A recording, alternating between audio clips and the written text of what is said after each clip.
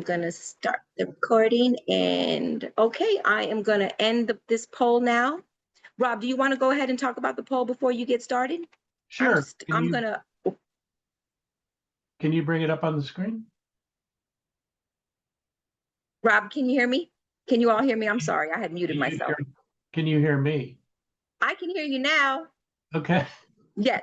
So if you want to go ahead and address the poll, and then I will let you take over the entire presentation. Can you bring the results up on the screen?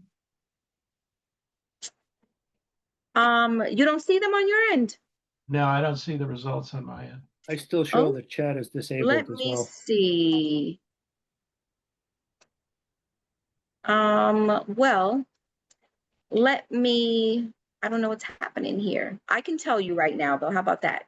So of the first one on have you used AI tools in your business, the multiple choices, there was 90%, 96% answered, and there was about 54% of the participants that said yes. 25% of the participants said no. 25% said I plan on it, and then there was 28% at other. On the second question, which is I use AI tools primarily for, there's a multiple choice of marketing, customer service, which was right at about 70%, and then competitive analysis, which was right at about 40%. Great. Good. That's good. It's now it's showing. There you go. Got it? Okay.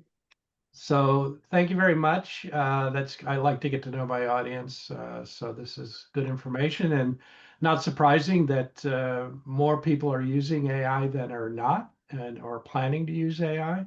It's only been a short 3 years that AI, generative AI, which is what we're here to talk about, has been out. So it's slowly, but initially very quickly, but now it's very steadily being adopted by more and more people. And more capabilities are coming out as to how it can be helpful, which we'll talk about. Okay, well, I'm going to stop sharing this here, and I'll let you get into your presentation. Excellent. Welcome, ladies.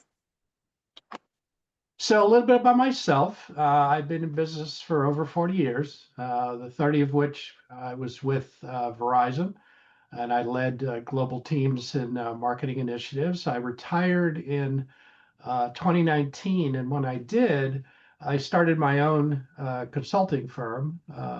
And the other thing I did was I checked out SCORE, because SCORE is a 60-year-old organization. And believe it or not, I saw a SCORE commercial back when I was in high school. And I said, boy, when I retire someday, I'm going to check out this organization because it seems like they're really doing really cool stuff. So I did that, and I've been there since May of 2020, right in the middle of COVID.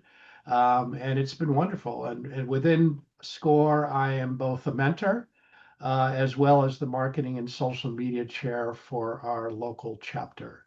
A little bit about SCORE. If you're not familiar with SCORE, SCORE helps small businesses.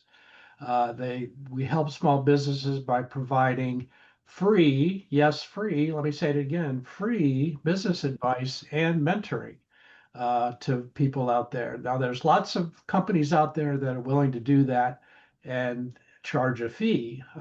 Because we have a staff of volunteers, we're able to do it. And we've got, in just our local chapter, we've got 90 mentors, but nationwide, there's over 10,000 mentors. So that's a lot of volunteers that are helping to help small businesses grow. We offer low or no cost business training, and we're very pleased to be partnering with the Women's Venture Fund today to bring this particular topic to you. And because of the ability we have to do this, there's no charge for having this webinar today. So we're glad to offer that. The third thing we do is we provide resources. We provide templates. If you are thinking of starting a business, or even if you've started a business and you first sat down and created a business plan, We can provide you with a template for a business plan. We have templates for marketing plans. We have templates for cash flow. So just about every aspect of what a small business has to go through, we have some kind of resource out there on our website when you go to our website. As I mentioned, our mentoring is free. We have over 10,000 volunteers nationally. If you want to sign up for a mentor today, you can do that. You just have to scan the QR code, or you can go to our website, which is at score.org/Boston. And if you're not in the Boston area, you can just put in score.org and you can put in and do a search on the chapter that is near you based on your zip code. So we are we have 250 chapters around the country. So chances are we've got a chapter very near you. So let's talk about what we're going to talk about today. First thing we're going to do is we're going to talk about the definition of AI. And as I mentioned, AI is very broad. We're going to talk about some use cases that we see of AI in our life today.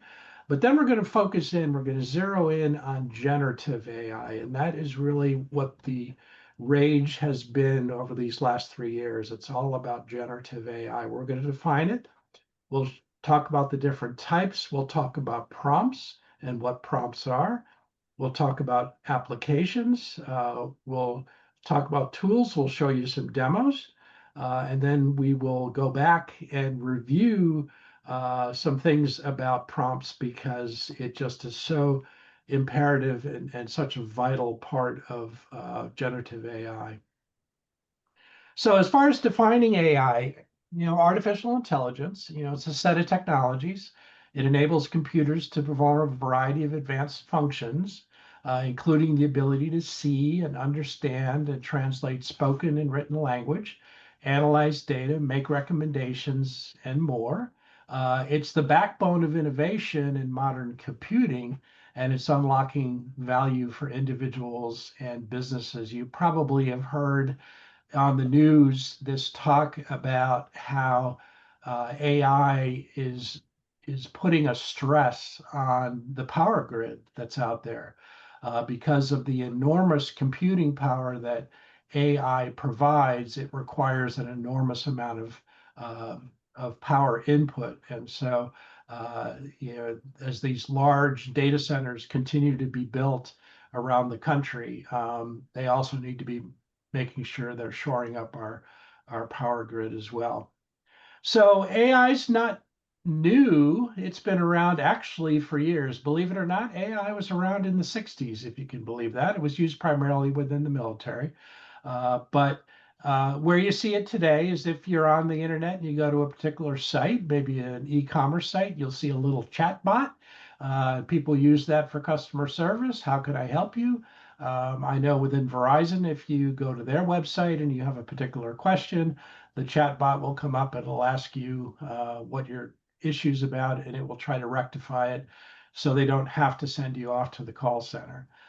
Facial recognition, these retinal scanners, and on your iPhone today, when you set it up for Face ID, that's using artificial intelligence.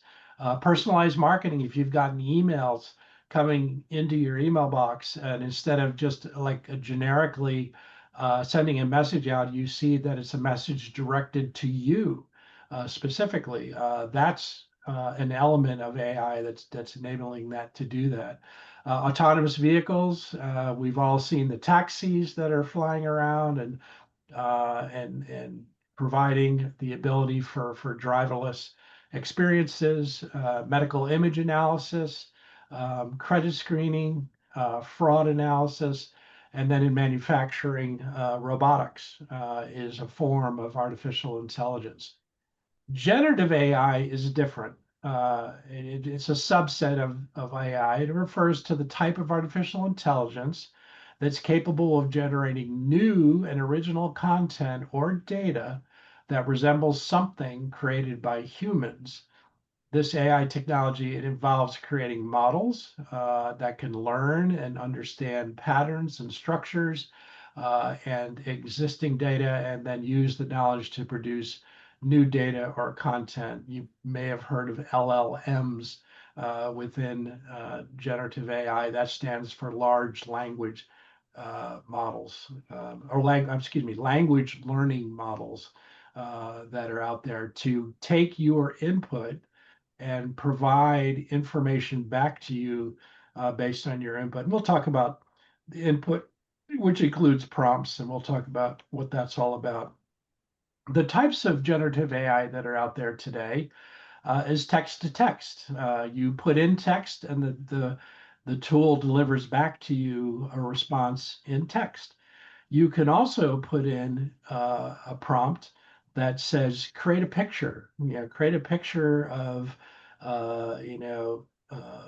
an item, and it will come back and show you a picture that you can then use within your marketing material. You can do text to slides. You can put in information, and it will produce a slide deck for you, complete with graphics. There's some free tools that are out there. There's some other tools that are freemium, which means that the basic version is free, but if you want the good stuff, you go on their premium service. And then there's text to music, which is a little bit more emerging right now, but you can envision putting in lyrics to a particular song that you've written, and having it be put to music of a particular genre, maybe of country western or gospel or pop. So you can have your lyrics come to life with music. There's text to voice, where you can put in information and you'll get back spoken words from people that, I should say, from elements within artificial intelligence that sound like real people. They're not real people that you're getting. It's artificial intelligence, but the voice sure sounds like it's a human coming back to you. And then text to videos. This is also an emerging type of generative AI that's coming out. It's going to have a big impact on people because it's going to just enable the ability to create videos without necessarily having to go through the effort that you have to go through today, and taking the video and editing the video and then producing the video. So generative AI prompts, there are specific instructions or input provided to a generative AI model to generate the desired content. The prompts serve as a way for users to interact with the AI model and instruct it to produce text, images, or other types of content based on the given input. A particular example of generative AI input would be write a short story about a detective solving a mysterious murder case in a small, quiet town. So based on this prompt, the generative AI model will generate a short story that fits the detective and the murder mystery theme. It's important to note that the quality and the relevance of the generated content depends on the quality of the AI model and the specificity of the prompt. All that to say, the more specific you can be with the tool, with the platform, the better result you're going to have coming out of the tool or the platform. And it can handle an enormous amount of information. You may have a business model, for instance, or a business plan, and maybe it's been a little while since you've created it, and things have changed, the market may have changed, and you want to refresh your business plan. You could input that business plan into the AI model and ask it for recommendations on how this should be modified given today's environment, today's business environment, and it will come back with recommendations. Well-crafted prompts result in more accurate and contextually appropriate responses. So the better, the more clear you can be in what you want to provide, the better the input. If you're particularly vague, you're going to get kind of vague answers coming back. So think about it as a conversation with another human. If you provide very specific information in your question, you get good results and coming back from that human. If you provide a very vague question, you're going to get a vague answer coming back. So, the models are just the same. Additionally, some AI models require careful tuning of prompts to achieve the desired outputs, as different prompts can yield different results.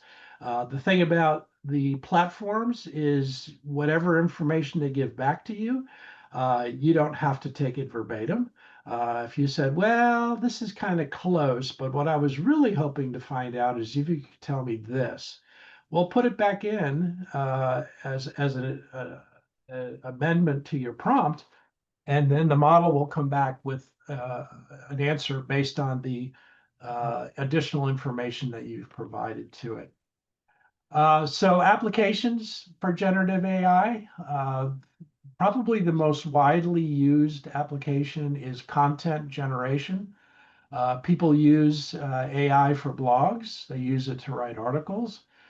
They'll use it to create product descriptions for their items. If you're in the e-commerce business, it can help you with product descriptions for your catalog that you're putting out there. Business plans we talked about. People are using it for creative writing. There's poems and stories and scripts, etc., that people are using that can be for people that are more of a creative background and are just, you probably have heard of writer's block, where you're just like, oh, I just can't get beyond this particular aspect of the story I'm working on. Well, put that information into the tool and have it help you get around and get over that writer block. People use it for editing documents. You could put Word documents into the tool. You could put PDF documents into the tool. You could put spreadsheet documents into the tool. You can put PowerPoint, presentation documents. It's all shiny hair. I said I'm with freshly combed hair, no dried hair, and I'm using the Wind Talk Steam. Hey, Marion, if you could put yourself on mute, that would be wonderful. People have used the tool. Thank you, Marion. People have used the tools for language translation.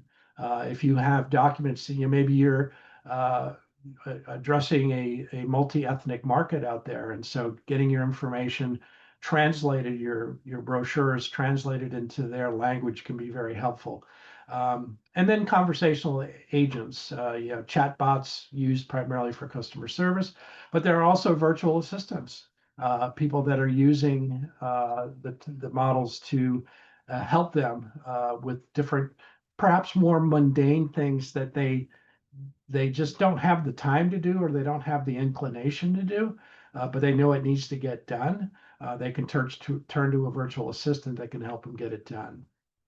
Hey, Rob, So, real quick, we got one question. sure. It says here, when using AI for content generation, how can an author of a news piece accurately credit the source of an article's content? You can, within your prompt, you can ask it when it responds to you to cite the sources, to tell you what sources did they draw from to compile the information that they're providing to you.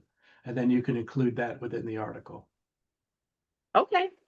Okay. Thank you so much. You're welcome. So in the text-to-text realm, ChatGPT is probably the most well-known out there, but Microsoft has its version called Copilot. Google has its version called Gemini. X has come out with its version called Grok. And then there's a couple of versions out there. One is called Claude, and the other one's called Perplexity, that are very popular among the more technical community. But as far as the widely distributed, these are probably the big three, with X, Grok emerging right behind them. In text to image, you've got that within ChatGPT. In the basis of it is DAL-E. And then what you can do is you can put in commands to have it create an image. It will create an image for you. Microsoft Copilot has its version that's called Designer. And if anybody out there is using Canva, Canva is a great platform for creating content and creating flyers and information. Well, they have what they call magic media, where you can put text into their tool and it will come back with information for you, which you can then, again, you don't have to take it verbatim. You can modify it, you can edit it, make it your own.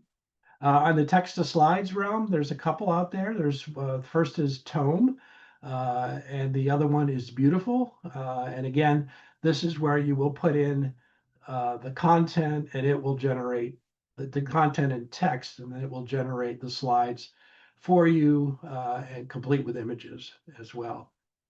So with that, let's take a look, particularly for those that either have not used artificial intelligence or are thinking of using artificial intelligence. This is ChatGPT. And what's similar between this tool and Microsoft Copilot and Grok and Gemini, they're all structured fairly the same. You'll see in the middle, where should we begin? This is where you're going to put your prompt in.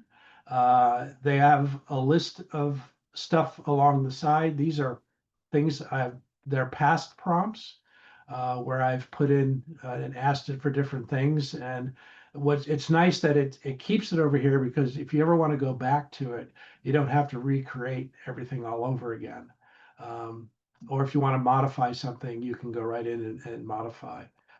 So within this, let's take our little example that we had for a prompt. And let me copy this here. And let me come in here. And let's see what it says. So when I hit the up arrow, that'll trigger the tool to work and provide me with a response.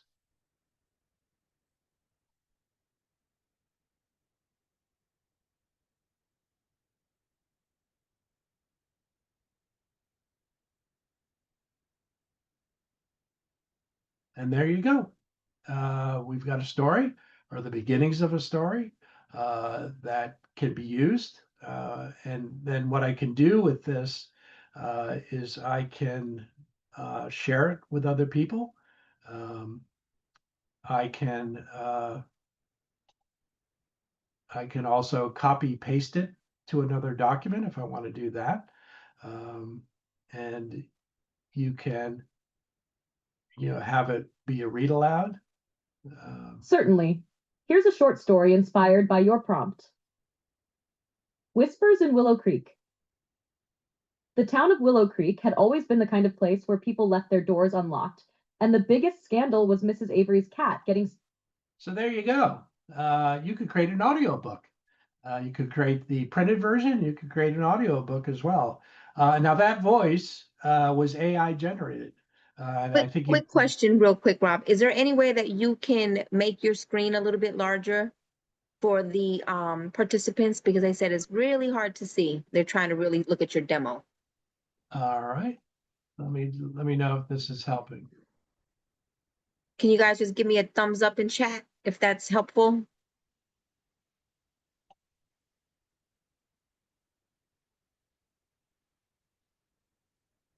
Okay. Thank you. Thank you. Okay. Much better. We talked about you could upload documents into the tool. If I'm using Google Drive, I could pull a document from my Google Drive or Microsoft OneDrive, or I could just within my computer, if I have a particular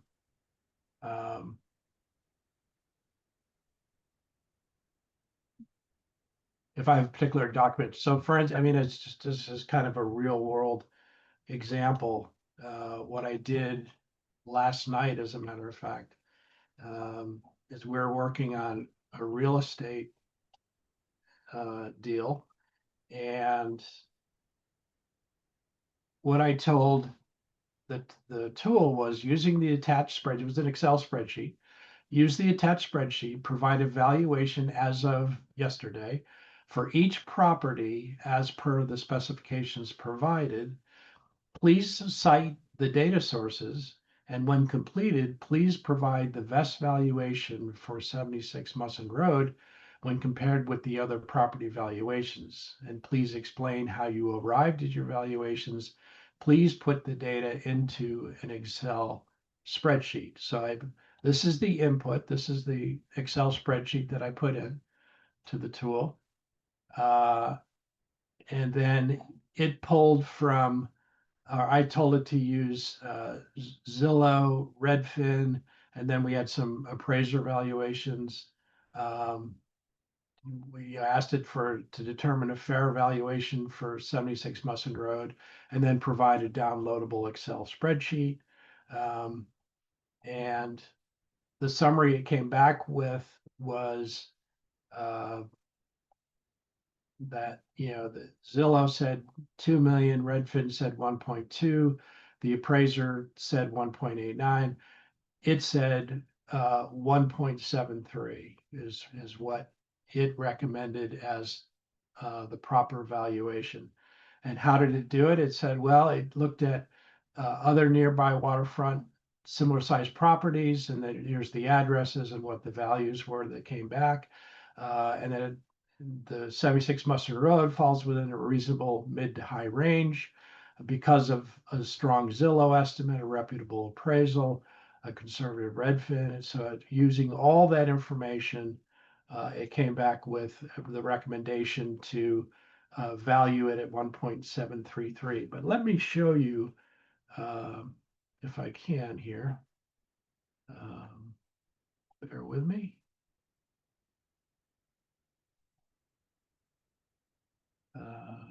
What I want to do is I want to find where my icons are. What I want to do is I want to show you the complexity of the spreadsheet that I inputted, to just give you an idea of the capabilities that the tool has. And I am not sure how I can do that. Let me do this. I'm looking for my Excel spreadsheet and it's not telling me where it is. That's not very fair. You're okay. While you're looking for that, I got a question. Yep. We got a couple of questions in the, I'm pushing them over to chat. It says, how does using AI for generating website content, example blogs, adversely affect SEO and website search rankings? I have heard Google and other browsers have algorithms that check for AI text and penalize site for it. Well, it's not surprising that they would do that because they don't like the competition. Google in particular, what's happening right now is that gotta get the right spreadsheet here. Sorry, guys. Google's traffic is being impeded because people today are now choosing to go to tools like ChatGPT to where they normally would have put their information into Google. They're now putting it into ChatGPT. And there's now a new type of SEO that's emerging called GEO. So instead of search engine optimization, it's generative engine optimization. And so if Google senses if Google senses that traffic is being siphoned off by one of their competitors, I would hate to think that they're penalizing their own Gemini users. But if they sense that people are getting it from artificial intelligence from other providers out there, that they might put some things in to de-emphasize that particular listing within Okay, I hope that helps. And then, and Annette has a question. Was Leave it. all of the prompting, Augie, leave it. hang on one second. Was all of the prompting, was all of this in the prompt, and where the steps are outlined, reference to Zillow, etc.? This was back when you showed the example of the chat. Yeah, say it again, the question. Question that Annette had was all of this in the prompt where the steps are outlined, reference to Zillow, etc.? I put it in the chat. Okay. If you look here, this is the spreadsheet, and you can see it's quite detailed. There were, let's see, I think ended up being like 38 different properties. And each had its own specifics, how many bedrooms, how many baths, square feet, finish, the lot size when it was built, the style of the dwelling, basement, garage, vehicle, all the stuff that you would see when you go out to Zillow or you go out to Redfin, or if you get an appraisal done that the appraiser come. Now they're slightly different from it, but generally speaking, they have all this information. Now, the hard part was coming up with this spreadsheet where I had to take information from 3 different sources to bring it into the spreadsheet, and then look it up within Zillow and look it up within Redfin. But you can see down here, these are the information I input, but then this down here is the information that oh, I don't have it listed here. That's right. I could have put in, give me a valuation from ChatGPT, and it would have given me what its valuation was. But I didn't want it to do that. I wanted it to take a look at Zillow, Redfin, and the appraiser. So I chose the data sources, and I could have asked it to look up the information within Zillow, and it would come back and give me information that way as well. So I did the point I want to make is that things that look, I mean, for me to sit down and try to analyze this and come up with what I think would be a fair valuation, that's a lot of information. 38 different properties and information, that's a lot of information to digest.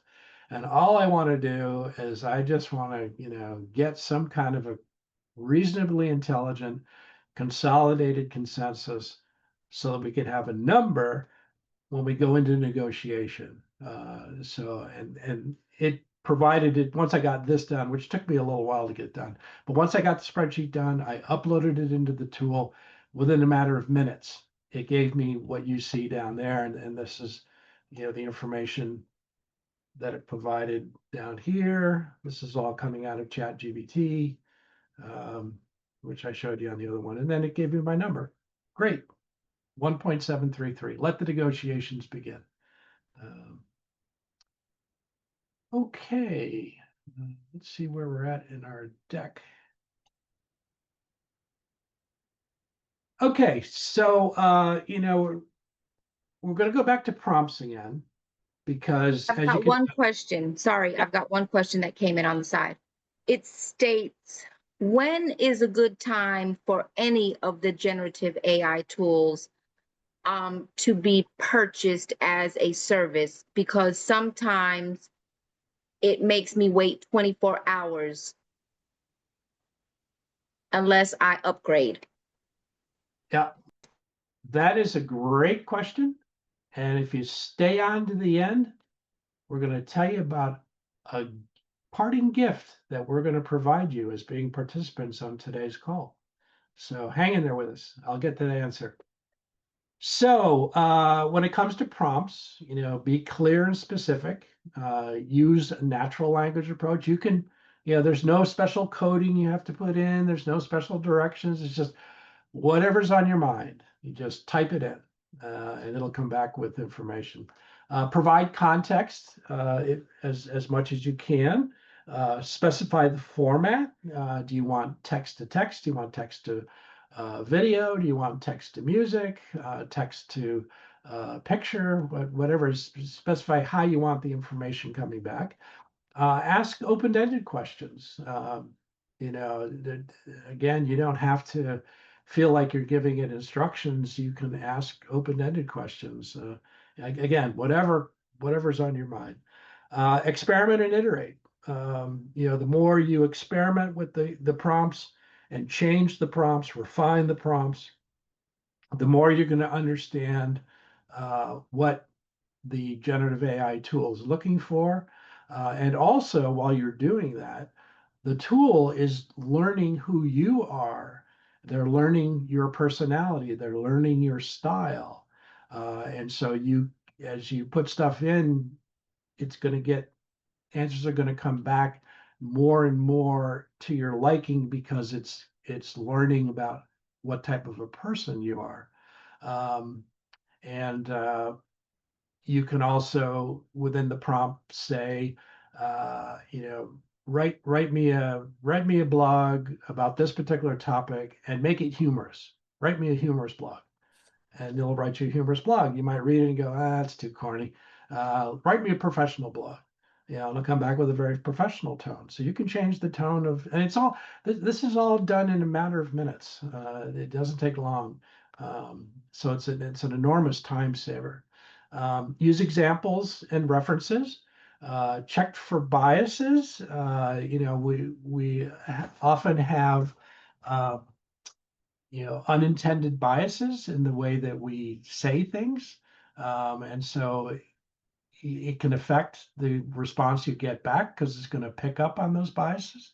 But you can look at your prompt and make sure that you're not being biased in any way. And review and refine. This is kind of like experiment and iterate. It's, review the content. If it's good to go, great. If it's not, refine it. And then, before you bring it over to another document, or when you bring it over to another document, then edit it. Again, you don't, just because it says what it says doesn't mean you have to include it in your document. You can say, I'll use this piece and that piece, but I'm not going to use this piece. It's your content. There's often questions about when you create something, are you infringing on any kind of copyrights out there? Essentially, who owns the information? And so one of the CEO of ChatGPT, they had him before Sam Altman. They had him before the Senate. And the Senate was asking him all sorts of questions. And then at one point, one of the senators said, okay, I put in a prompt, I create some kind of content, the tool gives me the content. Who owns the content? And Sam Altman's response was, you do, because you created the content.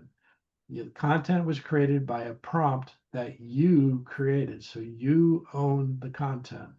Um, and some of these issues that are swirling around are also waiting for legal action to occur because they're waiting for court cases to come up, because as soon as they start getting ruled on, that's going to set a precedent and that's going to provide some further clarification. But right now we're kind of in that period of an emerging technology, and we're just trying to see what kinds of things can you do and what kinds of things are you not supposed to do.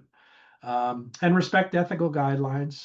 The tools already today, if you go in and were to try to put in prompts of a sexual nature, they're going to come back and say, no, we're not that kind of a tool. No, we're not going to give you that kind of information. And so One quick chat, real quick. It says here, Mark Weinstein says, I'm a product inventor. Prior to having protection for an idea, I am concerned about providing any information. Am I correct in assuming that since AI learns from info given to it, anything I ask will not be confidential and protected for my future patent application?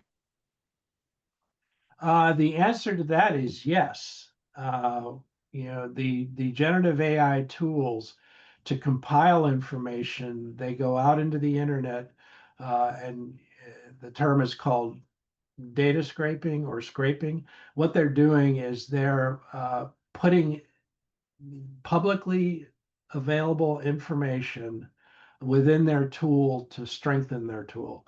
And so when you put your information in, you're putting it into that same database. And so you're putting it into the public domain.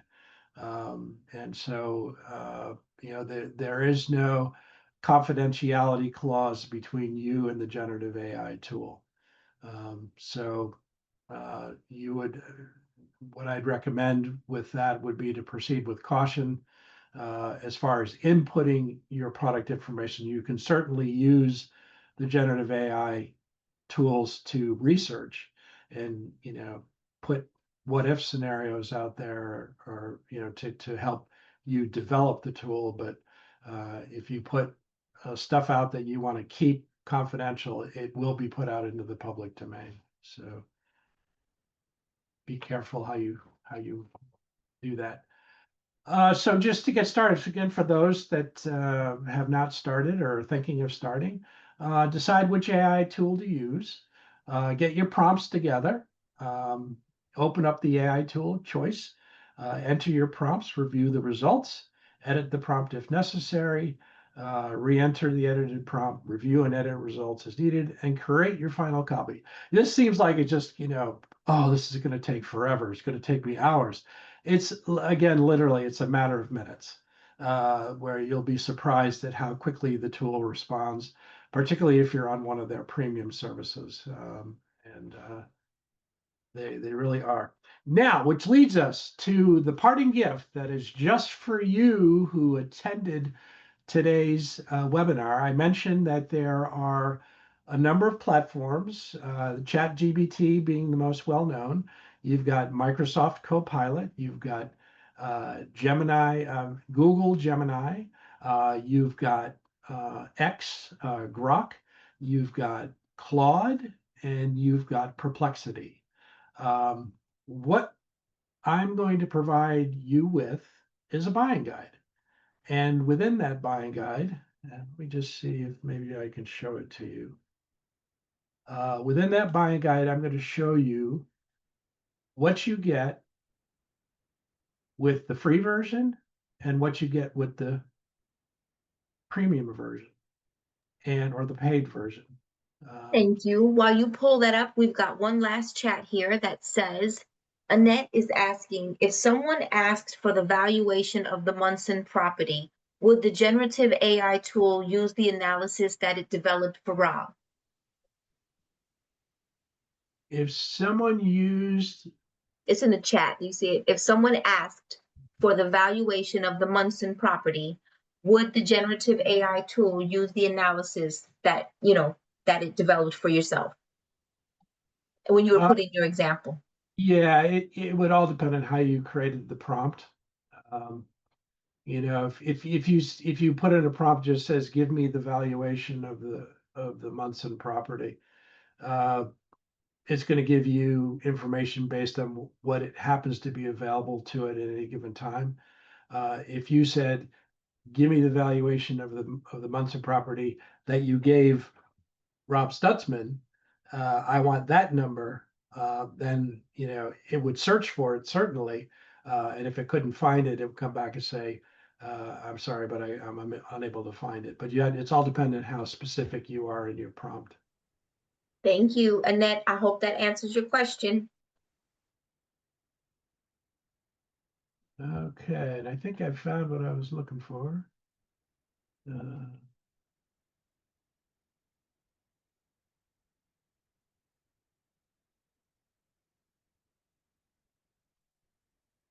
just want to get you the most current version.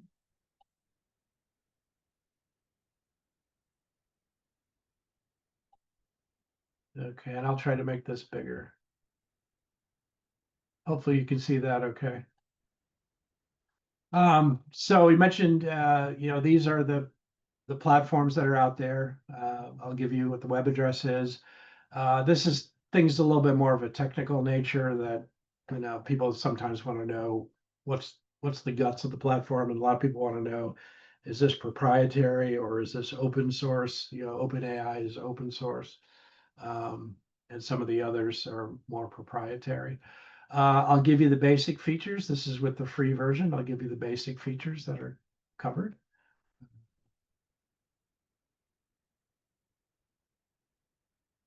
And there's lots of them. And then I'll go through the premium version, and they're all around, $20 a month. There's one that's a little bit more expensive than others, but they all hover around $20 per month. I'll give you the name if you want to just search for it out there. I'll give you what the premium features are, so you'll know what you're getting for your money. And then finally, what I wanted to show is some of the use cases, where some of the ways that people are using platforms, over and above what will be covered on the PowerPoint. I'll give you some additional. And guess who created this information for this document? Why, it was each of the platforms. I asked them, give me your features of your free version, give me the features of your premium version, give me some use cases, tell me how much it costs. Gave me all that information. I just compiled it and put it into a PDF. But I could also take this document, re-input it into the platform and say, can you give me an updated information of this? Because this information is from March of this year. So give me more updated information, and it will go through and it will churn it and come back and give me any kind of updated information. So you begin to see that the power of AI and how it can help you streamline different operations you have within your business. And certainly within the area of sales and marketing. And a lot of times, business people, they're too busy operating the company, worried about the finances and, the doing the things that a CEO does. Oftentimes they just don't have the time and or the inclination to focus on sales and marketing, and they really need assistance and they really need a helper. And so, these platforms can then can help in that realm as well. I'll leave you with one last demo, and it's one of my favorites. And it's one that we use within SCORE. We've got a couple more questions that just came in. They're pretty brief though, which is, will this PDF be sent with today's seminar recording? We certainly can send that out to you, Mark. And I think I messaged you and said yes. It's going to take a little while for it to download. And then if Rob will share his portions, we'll add that as a link and send it off to you all. I'm going to put my email in the chat. If anybody would like that, just send me an email and I'll send it right to you as soon as the recording is available. What I want to show you here. I put it in the chat, sorry. Okay.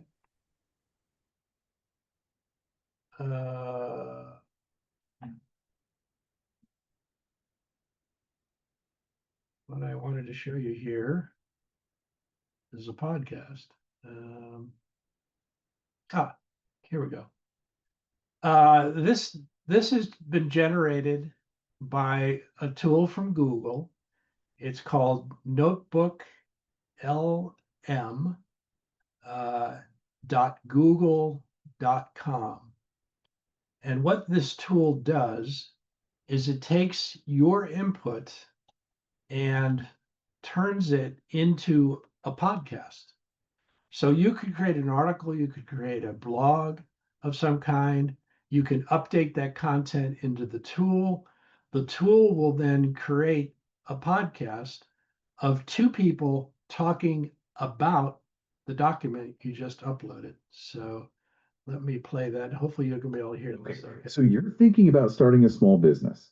That's exciting. It is exciting. Yeah. But it can also be a little daunting. daunting.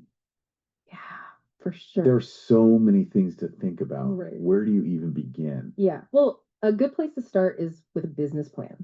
Okay, so today we're doing a deep dive into business plans. Specifically looking at, Business plans that work. yes, business plans that work from SCORE Boston. A fantastic resource It is a fantastic resource, for entrepreneurs. especially for those just starting out. So there you go. Two people. It sounds just like a podcast you might listen to on your favorite podcast delivery system. Completely AI generated, going through and analyzing the information that it was given to turn around and create a conversation between two people that sound incredibly professional. This, and again, this is not recordings of people. This is AI generated voice from text. Now, what they're going to do within this tool is add some additional voices at some point. They're going to want to add your voice at some point, so you could, be interviewed by somebody. They will put in, just some additional features that make it even more realistic. And again, I had created, this is from a blog article, which was created from the AI platform. That blog article was posted to our website, and then we took the blog article and put it into the notebook tool, and it created the podcast, and we put that on our website. So now you're within a matter of 20 minutes, you're addressing those who like to read and those who like to listen to podcasts. The same information provided in two different ways, and so that can differentiate yourself from your competition out there, and make you, a real thought leader within your area that you're doing business in. So with that, I believe we have reached the end Quick of our. question. Yep, we're almost at the end here, but we just had one more quick question from Karen. Karen was asking which URL are you using? I'm not sure which URL. Karen, if you want to put that in the chat. You got it. Okay. Well, okay, you got it. Thanks. I was looking at the chat. Well, I wanted to open this up so that if anybody has any questions, this is a good time to go in here and ask away. If you want to take yourself off mute, so that you if you want to take yourself off mute, just raise your hand and I'll unmute you. Let me see. Let me find you. Okay, if you want to go ahead and unmute, Karen. Yes. Hi. So I was the one asking about the URL. It was the notebook example he just went through, turning the article into a podcast. I'm not sure how you got there. Yes, Notebook LM, so Notebook Learning Model .google.com. Okay, thank you. Mhm. Just want to let I want to thank you all for attending. I did put up 2 more links in the chat. I'll leave it up for a couple more minutes. WVF has these financial literacies every single month. Sometimes we have more than one, and this month we have 3 of them. So Rob was kind of kicking it off for us. Thank you so much, Rob. We've got 2 more coming up at the end of this month, which is one which will highlight retirement, making sure that we understand what's happening and navigating through this challenging economic time right now. And then we've also got another one that we are partnering with some of our financial institutions. We, as a CDFI and a funder, fund anywhere between 0 up to 100,000, sometimes a little bit more. We partner with banks so that they can take you to that next level as we package you everything that you may need if you're needing funding. So those 2 links will be helpful in making sure that you are ready. Once again, I want to thank you all. And if you send me your email, I'll make sure that once this recording is done and ready to upload, I will send you the upload along with any relevant links that Rob will send over and share with us. In the meantime, enjoy your summer. I hope to see you at the end of this month. Rob, you want to say your goodbye? Thank you. Oh, yes. It was a pleasure being with you all today. Thank you. Perfect. Everybody have a great summer. Hope to see you at the end of this month. Thank you.